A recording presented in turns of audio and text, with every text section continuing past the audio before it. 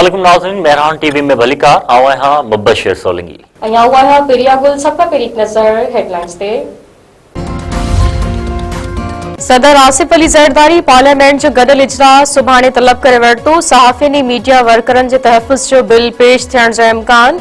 अक़लियतन जे हक़न जो बिल ऐं Pakistan animal council जो बिल भी पेश करे वेंदो। फील्ड मार्शल सैयद आसिम मुनीर सां मिसर जे पहिरीं वज़ीर जी मुलाक़ात। दिफ़ा सिक्योरिटी ताउन ऐं अस्करी राब्तनि ते ख़यालनि जी ॾे वठि।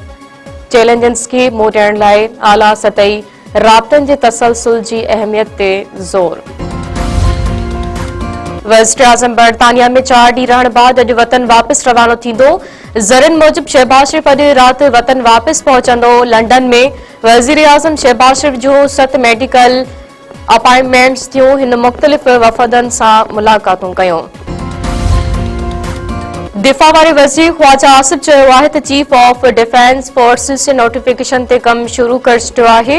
वज़ीर आज़म जी वापस पहुचंदे उन खे हतमी शक्ल ॾिनी वेंदी। ख़्वाजा आसिफ जो वधीक चवणु आहे त नोटिफिकेशन मुक़रर वक़्त ते जारी कयो। नोटिफिकेशन ते अफ़वाह पखेरण जी गुंजाइश न आहे। वफ़ाक़ी हुकूमत पेट्रोलियम शयुनि जे अघ में लाथ करे छॾी। पेट्रोल 2 रुपया ऐं डीज़ल 4 रुपया 79 पैसा सस्तो। पेट्रोल जी नई क़ीमत 263 रुपया 45 पैसा मुक़रर। नोटिफिकेशन जारी। डीज़ल जो नओं अघु 279 रुपया 65 पैसा फी लीटर मुक़रर कयो वियो।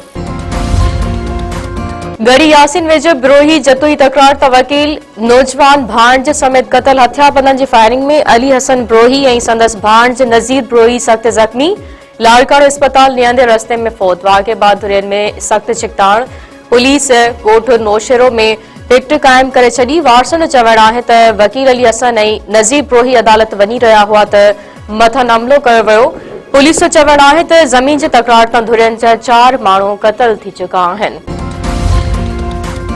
खेड़पुर में बारड़ो ट्रेन जे टक्कर में फौत। पुट खे बचाईंदे पीउ बि जान ॾेई छॾी। सेंट्रल जेल भरिसां ट्रेन हादसे में खान मोहम्मद चन्ना ऐं संदसि 3 वरनि जो बारड़ो उमर फौत थी विया। 5 वरनि जो सिद्दीक सख़्त ज़ख़्मी नाज़ुक हालत में अस्पताल में दाख़िल। वारसनि मूजिब बारड़ा घरनि वेझो रेलवे ट्रैक ते रांदि करे रहिया हुआ। ट्रेन जे टक्कर में हिकु बारड़ो फौत ऐं ॿियो ज़ख़्मी थी पियो।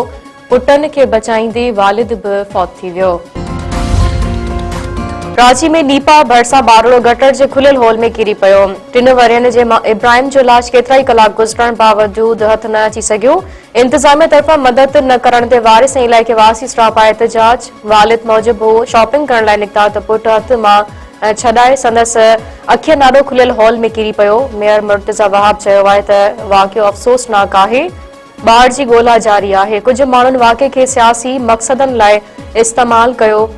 चिड़ ॾियारींदड़ ॻाल्हियुनि सां मसइला हल नथा थी सघनि।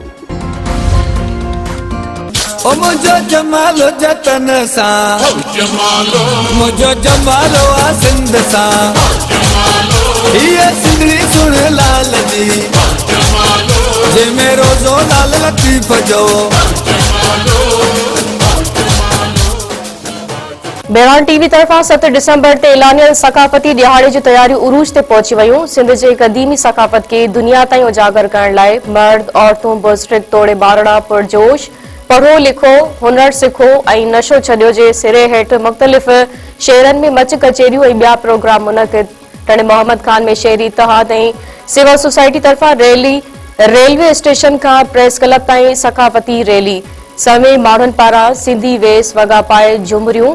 सन में मेहरान टीवी तरफ़ां 7 डिसंबर ते ऐलानियल सकाफ़ती ॾियारे जे हवाले सां जीए सिंध जे प्लेटफॉर्म तां सकाफ़ती रैली। मलीर में जसकम जसाफ पारां गुलशन हबीब खां डिस्ट्रिक्ट प्रेस क्लब ताईं सकाफ़ती जागृता रैली कढी वई। अगड़ा में मेहरान टीवी तरफ़ां सकाफ़ती ॾियारे जे हवाले सां मच कचेरी रखराई वई। जंहिंमें नाले वारनि फनकारनि सुर विखेरिया। डिगरी दौड़ बोरो नओ देरो उॾेरो लाल ऐं ॿियनि नंढनि वॾनि शहरनि में बि सकाफ़ती ॾियारे जे हवाले सां प्रोग्राम मुनक़िद।